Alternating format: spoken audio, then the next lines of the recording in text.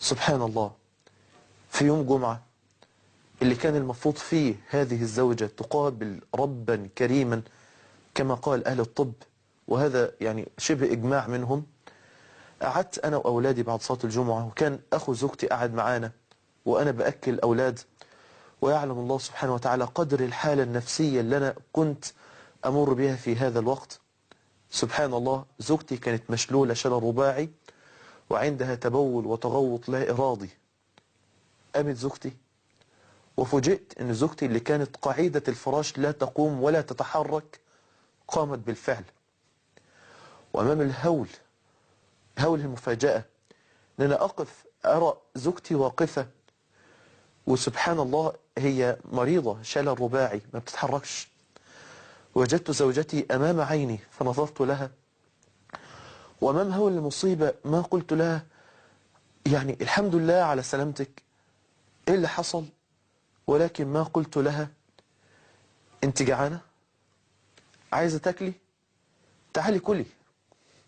والعجب يا شيخ أحمد أن أنا وجدتها بتتحرك، القدم بتتحرك، وجاءت وجلست معي ومع أولادي وذكرتني بهذه الجلسة التي ما جلستها منذ سنوات.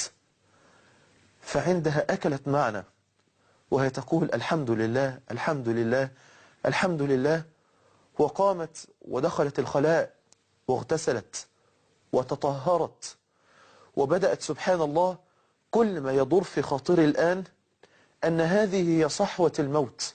كل إنسان عند الموت بيستعيد قواه وبيقوم وبيتحرك وغير ذلك، وأنا لا أقول إلا أن هذه المرأة في صحوة الموت. وتأكد كلام الأطباء أمامي، وكنت دائما أقول يعني سبحان الله شريط كلام العلماء تكرر أمامي الآن، وقلت سبحان الله هذه صحوة الموت.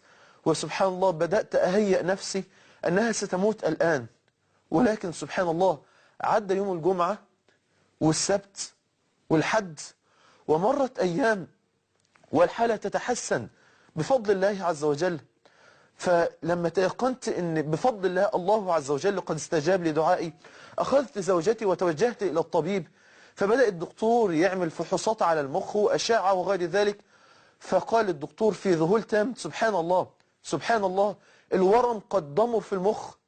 وبدأ الدكتور يصاب بنفس الحالة اللي كانت عندي، حالة الذهول. إيه اللي حصل؟ إيه اللي حصل؟ هذه الحالة الأصل الآن أنها لا تكون في عند دكتور في غرفة كشف وغير ذلك. الأصل الآن أن هي تكون في غرفة مظلمة داخل القبور. ما الذي حدث؟ ولكن الدكتور قال لي سبحان الله طبيا ليس لها أي تفسير، أما ربانيا فلها 1000 تفسير.